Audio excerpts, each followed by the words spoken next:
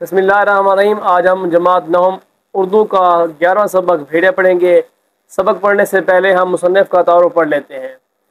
بھیڑیا کے جو مصنف ہیں ان کا نام ہے فاروق سرور۔ آپ کی ولادت یعنی تاریخ پیدائش 25 مئی 1963 ہے اور آپ ایڈوکیٹ ہیں بلوچستان میں، ابھی بھی آپ حیات ہیں۔ فاروق سرور صوبہ بلوچستان کے دارالحکومت کوئٹہ میں پیدا ہوئے۔ انہوں نے بلوچستان یونیورسٹی کوئٹہ سے ایم اے انگلش کرنے کے بعد گورنمنٹ لا کالج کوئٹہ سے LLB کا امتحان پاس کیا، یعنی کہ وکالت کا امتحان۔ 1991 میں کوئٹہ ہی میں قانون کی پریکٹس شروع کر دی اور آج تک اسی پیشے کے ساتھ وابستہ ہیں، یعنی کہ قانون کے پیشے کے ساتھ وکیل ہیں، اور سیشن کورٹ کوئٹہ اور بلوچستان ہائی کورٹ کوئٹہ میں بطور ایڈوکیٹ کام کرتے ہیں، یعنی کہ وکیل ہیں۔ فاروق سرور کو کہانیاں لکھنے کا شوق بچپن سے تھا۔ تادم تحریر ان کی 17 کتابیں چھپ چکی ہیں، یعنی کہ اب تک ان کی 17 کتابیں چھپ چکی ہیں، جن میں سے 12 کتابیں پشتو کی ہیں، 4 کتابیں اردو کی ہیں، 12 اور 4 16 ہو گئے، اور 1 کتاب انگریزی کی ہے۔ انہیں ان کی ادبی خدمات کی بنا پر 3 بار حکومت بلوچستان کی طرف سے بہترین کتاب کے انعام کا اور حکومت پاکستان کی جانب سے پرائڈ آف پرفارمنس کا حقدار قرار دیا جا چکا ہے۔ وہ اکادمی ادبیات اسلام آباد کی جانب سے خوشحال خان خٹک ایوارڈ بھی اپنے نام کر چکے ہیں۔ فاروق سرور بڑے اوصاف کے حامل لکھاری ہیں، یعنی کہ ان کے اندر بہت ساری خوبیاں ہیں۔ وہ بیک وقت ایک ہی وقت میں افسانہ نگار بھی ہیں، ناول نگار بھی ہیں، کالم نگار، مترجم اور ریڈیو اور ٹی وی ڈراموں کے آرٹسٹ بھی ہیں۔ ان کی پشتو افسانوں سے ترجمہ شدہ اردو کتاب کا نام ندی کی پیاس ہے۔ یہ اصل میں پشتو افسانے ہیں، لیکن اس کا ترجمہ کیا گیا ہے اردو میں، جس کا نام رکھا گیا ہے ندی کی پیاس۔ اور شامل کتاب افسانہ، یعنی کہ یہ افسانہ بھیڑیا جو سبق ہے ہمارا، یہ بھی اسی کتاب یعنی کہ ندی کی پیاس سے لیا گیا ہے، اسی کتاب سے مستعار ہے، ادھار لیا گیا ہے۔ یہ ایک علامتی افسانہ ہے جس میں حقیقت نہیں ہے، بلکہ مجازی طور پر اس کو سمجھانے کے لیے صرف علامت کے طور پر افسانہ کو دیا گیا ہے۔ اس میں جو بھیڑیا ہے دراصل وہ بھیڑیا نہیں، دراصل وہ ہمارا ایک خوف ہے، ہمارے ذہن کے جو جذبات ہیں ان کا اظہار کیا گیا ہے، جس میں انسانی جذبات کا باکمال اظہار ہوتا ہے۔ بعض قارئین کہتے ہیں، قاری سے نکلا ہے، قاری منی پڑھنے والا، قاری قرآن کو پڑھنے والا، قارئین کا مطلب ہے پڑھنے والے کو۔ یہ افسانہ اس قدر پسند آیا ہے کہ مصنف نے اس کا انگریزی ترجمہ بھی کیا ہے، اس افسانے کا، بھیڑیے کا، اتنا لوگوں کو پسند آیا ہے۔ ان کی دوسری تصانیف بقیہ جو کتابیں ہیں ان میں ہے دریا، لیوا، سکاروائی، ادبسر، ساگوان اور مجرم، یہ ان کی دیگر کتابیں ہیں۔ مصنف کے تعارف کے بعد اب ہم سبق کا خلاصہ دیکھیں گے۔ مصنف کے تعارف کے بعد اب ہم بھیڑیا سبق کا خلاصہ پڑھیں گے۔ سبق کا عنوان ہے بھیڑیا، مصنف کا نام ہے فاروق سرور۔ مصنف جنگل کو علامت کے طور پر پیش کرتے ہوئے لکھتے ہیں کہ میں اپنے گرد و نواح کو دیکھ کر حیران رہ جاتا ہوں۔ میرے چاروں طرف بے شمار درخت ہیں، ہر درخت میں کسی نہ کسی شخص نے پناہ لے رکھی ہے، ہر شخص کا اپنا اپنا بھیڑیا ہے جو اس کے درخت کے نیچے کھڑا غرا رہا ہے۔ میں درخت پر رہ کر تھک چکا ہوں اور نیچے اترنا چاہتا ہوں، لیکن یہ بھیڑیا مجھے اترنے نہیں دیتا۔ یہ مصنف کہہ رہا ہے اپنے بارے میں۔ جس درخت پر میرا مسکن ہے، مسکن منی رہنے کی جگہ، یہ ایک جادوئی درخت ہے جہاں دنیا کی ہر آسائش موجود ہے، لیکن یہاں جس چیز کی کمی ہے اور جس کے لیے میں تڑپ رہا ہوں وہ ہے آزادی۔ مصنف آزادی کے لیے تڑپ رہا ہے۔ یہ آزادی مجھ سے قربانی چاہتی ہے، اور وہ قربانی یہ کہ مجھے نیچے اترنا پڑے گا اور بھیڑیے کو ہلاک کرنا ہوگا، لیکن میں بھیڑیے سے بہت خوفزدہ ہوں اور مجھ میں اتنی جرأت نہیں کہ اس کا سامنا کر سکوں۔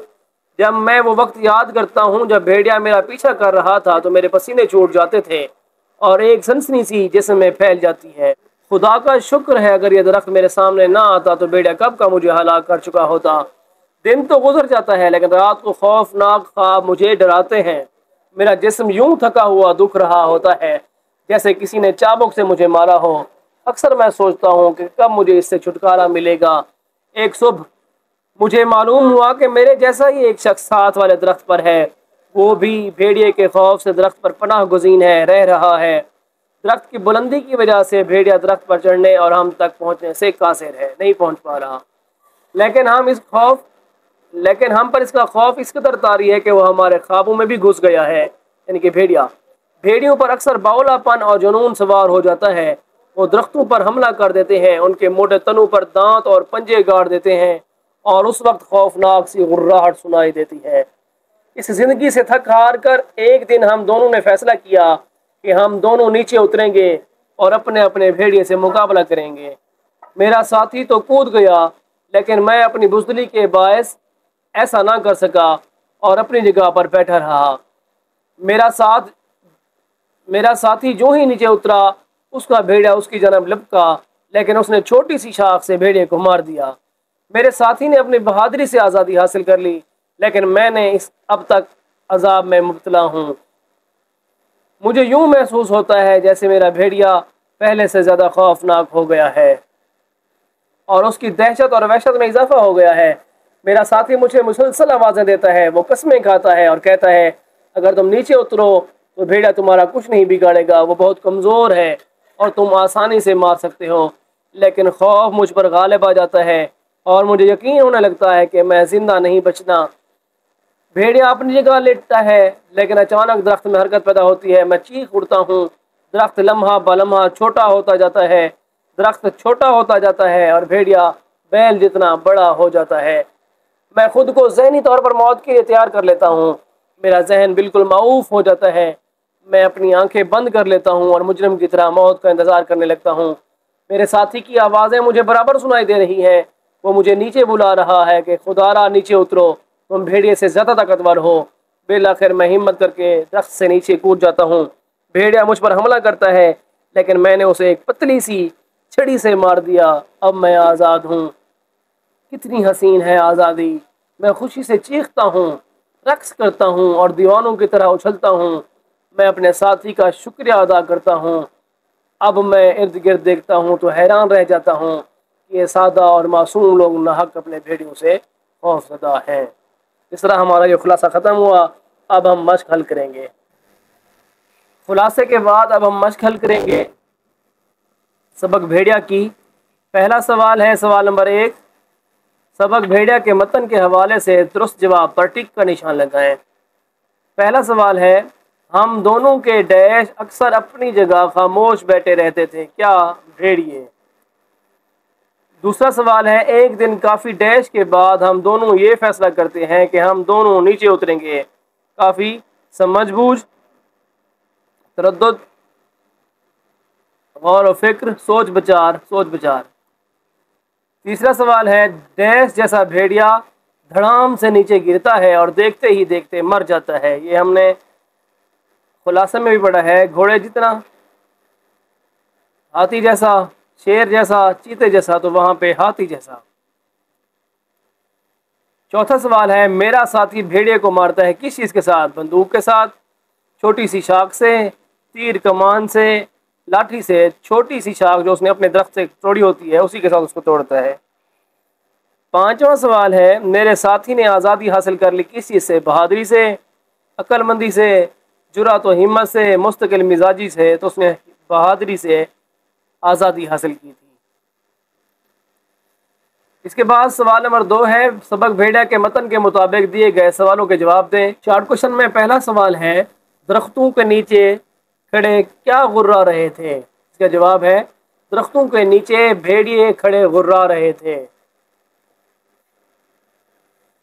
بے ہے اس کہانی میں بلند درخت کس بات کی علامت ہے؟ اس کا جواب ہے اس کہانی میں بلند درخت ظاہری یا عارضی تحفظ کی علامت ہے، یہ انسان کی خیالی دنیا ہے۔ جیم ہے جب گھنے جنگل میں کسی کی موجودگی کا احساس ہوتا ہے تو مصنف کو کیا پتہ چلتا ہے؟ تو اس کا جواب ہے جب گھنے جنگل میں کسی کی موجودگی کا احساس ہوتا ہے تو مصنف ڈر جاتا ہے، اسے بعد میں پتہ چلتا ہے کہ اس جیسا کوئی اور شخص بھی بھیڑیے کے ڈر سے یہاں آیا ہے۔ دال ہے اس کہانی میں بھیڑیا کس بات کی علامت ہے؟ تو اس کا جواب ہے اس کہانی میں بھیڑیا خوف کی علامت ہے، یہ ظالم اور سفاک وڈیروں اور حکمرانوں کی علامت ہے۔ ہے میرا ساتھی بھیڑیے کو کس چیز سے ہلاک کرتا ہے؟ تو اس کا جواب ہے میرے ساتھی نے بھیڑیے کو چھوٹی سی شاخ سے ہلاک کر دیا جو اس نے درخت سے توڑی تھی۔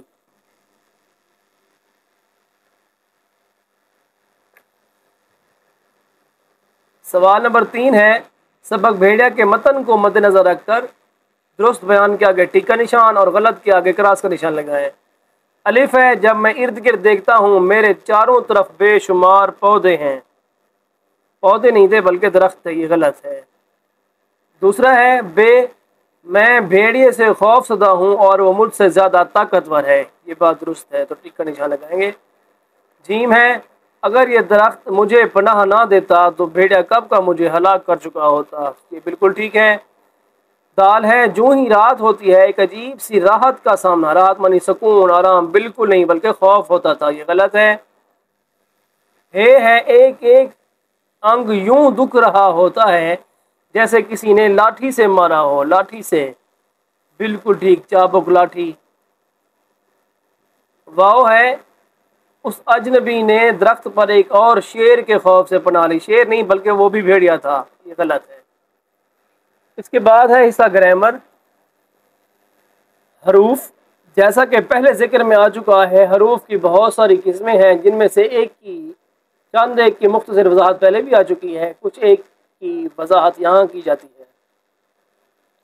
گرامر یاد کرنے سے پہلے یاد رکھیں کہ ایک لفظ جو ہے اس کو یاد کرنے سے آپ گرامر کو اچھی طرح سے یاد کر سکتے ہیں۔ جیسے یہاں پہ لفظ ہے تحسین، تحسین کا معنی ہے حسن سے نکلا ہے، حسن کارکردگی سے نکلا ہے، تو یہاں پہ یاد کر لیں اس کا معنی ہے تعریف کے، توصیف کے، شاباش دینے کے۔ تو اب اس کی تعریف پڑھتے ہیں۔ وہ حروف ہیں جو تحسین و آفرین اور تعریف و توصیف کے موقع پر بولے جاتے ہیں۔ جب کوئی فرسٹ آتا ہے، جب کوئی پاس آتا ہے، پاس ہوتا ہے، کوئی اچھی چیز کرتا ہے کوئی بندہ، تو اس کی تعریف کی جاتی ہے، تو جو الفاظ اس کی تعریف کے لیے بولے جاتے ہیں ان کو حروف تحسین کہتے ہیں۔ مثلا شاباش، بہت خوب، واہ واہ، سبحان اللہ، مرحبا، آفرین وغیرہ، یہ ایسے حروف ہیں جو کسی کی تعریف کے وقت بولے جاتے ہیں۔ حروف تحسین کے استعمال کے فوراً بعد فجایہ کی علامت لگائی جاتی ہے، یہ ہم نے پچھلے سبق میں پڑھا تھا۔ اس کے بعد ہے حروف نفرین۔ نفرین کا لفظ نفرت سے نکلا ہے، یاد رکھ لیں، نفرین کا معنی ہے نفرت۔ وہ حروف ہیں جو نفرت، حقارت، ملامت کے جذبات کے اظہار کے موقع پر بولے جاتے ہیں۔ مثلا توبہ توبہ، لعنت، ہزار لعنت، تھو، آخ تو، تف، پھٹکار وغیرہ، یہ ایسے حروف ہیں جو کسی کو نفرت کے وقت، حقارت کے وقت یا ملامت کے وقت بولے جاتے ہیں۔ اس کے بعد ہے حروف ندا۔ ندا کا معنی ہے پکارنا، آواز دینا۔ تحسین کا معنی ہے تعریف، نفرین کا مطلب ہے نفرت۔ اب جب آپ کو تحسین کا معنی نہیں آئے گا تو آپ اس کے حروف نہیں ڈھونڈ پائیں گے، نفرین کا معنی نہیں آئے گا تو آپ اس کے حروف نہیں ڈھونڈ پائیں گے۔ تحسین کا معنی ہے تعریف کرنا، نفرین کا معنی ہے نفرت کرنا، ندا کا معنی ہے پکارنا۔ وہ حروف ہیں جو کسی کو ندا یا آواز دینے یا پکارنے کے لیے استعمال ہوتے ہیں۔ مثلا اے دوست، اب دیکھیں یہاں پہ ہم دوست کو پکار رہے ہیں، اے دوست ہم نے ترک محبت کے باوجود محسوس کی ہے تیری ضرورت کبھی کبھی۔ ناصر کاظمی کا یہ شعر ہے۔ دوسرا شعر ہے یا رب، اب یہاں پہ رب کو پکارا جا رہا ہے، یہاں پہ دوست کو پکارا گیا تھا، یہاں پہ رب کو پکارا جا رہا ہے۔ یا رب دل مسلم کو وہ زندہ تمنا دے جو قلب کو گرما دے، جو روح کو تڑپا دے۔ علامہ محمد اقبال کا یہ شعر ہے، یہ اشعار کی صورت میں ہے اور یہ ہے جملے کی صورت میں۔ جملے کی صورت میں بھی ارے لڑکے، یہاں پہ لڑکے کو پکارا جا رہا ہے، میری بات سنو۔ ان مثالوں میں اے دوست، یہ جہاں پر یہ ہم نے لگایا تھا یا رب، یہ ہے یا رب، حروف ندا ہیں۔ اسی طرح ارے بھائی، جی حضرت، ابے احمق، او جانے والے، یا خدا وغیرہ بھی حروف ندا ہیں۔ حروف ندا کے بعد حروف تحسین کے استعمال کی طرح ندایا کی علامت لگانی چاہیے۔ یاد رکھیں وہاں پہ ہم نے اس کو کہا تھا فجایہ، حروف تحسین میں ہم نے اس کو فجایہ کہا تھا، جبکہ ندایا میں ہم حروف ندا میں اس کو ہم ندایا کہہ رہے ہیں۔ پکارنے کے لیے علامت ندایا بن جاتی ہے، جبکہ کسی کی تحسین یا تعریف کرنے کے لیے یہ علامت فجایہ بن جاتی ہے۔ اس کے بعد ہے حروف انبساط. انبساط کا مطلب ہے خوشی. خوشی وہ حروف ہیں جو خوشی اور مسرت کے موقع اور انبساط کے موقع پر بولے جاتے ہیں. مثلا واہ واہ، آہا، اوہو، آہا، ماشاء اللہ، خوب، بہت خوب، کمال ہے، سبحان اللہ، کیا بات ہے، وغیرہ. ایسے حروف ہیں جو کسی خوشی کے موقع پر بولے جاتے ہیں. تأسف، حروف تأسف، اس لفظ سے پتہ چل رہا ہے کہ تأسف کا معنی ہے افسوس کرنا، غم کرنا. وہ حروف ہیں جو افسوس اور غم کے موقع پر بولے جاتے ہیں. مثلا ہائے ہائے، ہائے ہے، یات، حیف، صد حیف، افسوس، صد افسوس، آہ، دریغا، حسرتا، واہ حسرتا، اف، وائے، وغیرہ. یہ ایسے حروف ہیں جو کسی غم کے موقع پر یا افسوس کے موقع پر بولے جاتے ہیں. اس کے بعد ہے حروف تاکید. تاکید کا مطلب ہے زور دینا. ایک تو ہے پانی پلاؤ، مجھے ضرور پانی پلاؤ، میں جاؤں گا، میں ہرگز نہیں جاؤں گا. جب ہرگز، ضرور، مطلق، سراسر زیادتی ہے، ایسے الفاظ آ جائیں تو یہ تاکید کرتے ہیں. یہ اس کا مطلب ہے زور دینا، کسی بات کو زور دینا، مزید اس کی صحت کو پکا کرنا. وہ حروف ہیں جو کلام میں تاکید اور زور پیدا کرنے کا مفہوم پیدا کرنے کے لیے استعمال کیے جاتے ہیں. مثلا میں ہرگز نہیں جاؤں گا، میں ضرور آؤں گا، میں آؤں گا، یہ عام سی بات ہے، میں ضرور آؤں گا. جب ضرور کا لفظ آ جاتا ہے تو اس کو زور دے رہا ہوتا ہے. مطلق، بالکل، یہ بات جھوٹ ہے، یہ بات بالکل جھوٹ ہے. اب یہاں پہ بات کو مزید پکا کیا جا رہا ہے، تاکید دی جا رہی ہے، زور دیا جا رہا ہے. زنہار، سراسر، سر بسر، اصلاً، خود، سبھی، سب کے سب، کل، کلہم، سرتا، پا، ہو، بہو، ضرور، بالضرور، عین، وغیرہ. ایسے حروف ہیں جو حروف تاکید ہیں. اس کے بعد ہے سوال نمبر 4. درج ذیل جملوں میں حروف تحسین، حروف نفرین، حروف ندا، حروف انبساط، حروف تعصب اور حرف تاکید کی نشاندہی کریں. ابھی اوپر ہم نے پڑھا ہے، جن لوگوں نے اوپر پڑھ کے سمجھا ہے، جب ہم اس کو حل کرنے کی کوشش کریں گے، جن کو اوپر سمجھ آئی ہے ان کو آسانی کے ساتھ یہ سمجھ آ جائے گی اور وہ اس کو حل کر پائیں گے. تو پہلا ہے، اب یاد رکھیں کہ تحسین کا مطلب ہوتا ہے تعریف،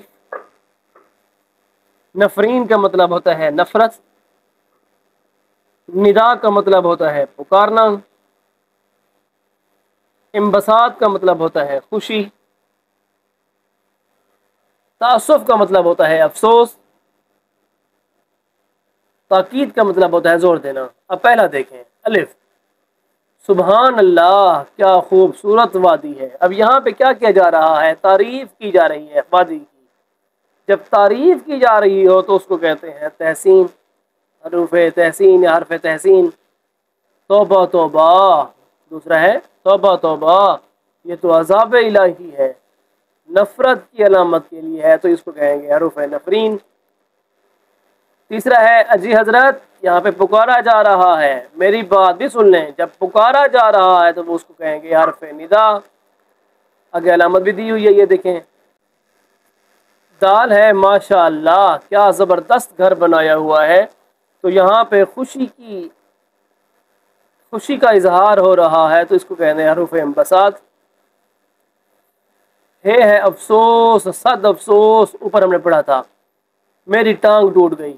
یہاں پہ یہ ہے نفرت کا اظہار، غم کا اظہار، افسوس کا اظہار، تو یہ ہے حروف تعصف. واو ہے، مجھے اس چیز کی مطلق بالکل کوئی ضرورت نہیں ہے، زور دیا جا رہا ہے، تو یہ ہے حرف تاکید. اس کے بعد ہے سوال نمبر 5. اعراب کی مدد سے درست تلفظ واضح کریں. تو پہلا ہے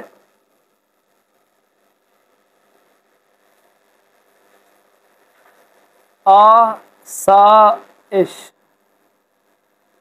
دوسرا ہے مجرم، بے سود،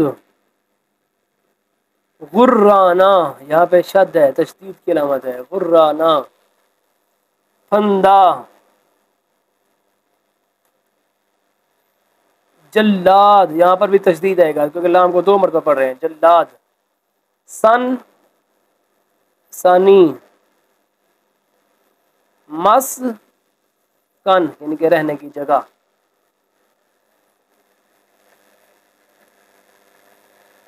اس کے بعد ہے الفاظ کے مترادف لکھیں اور الفاظ کے متضاد لکھیں۔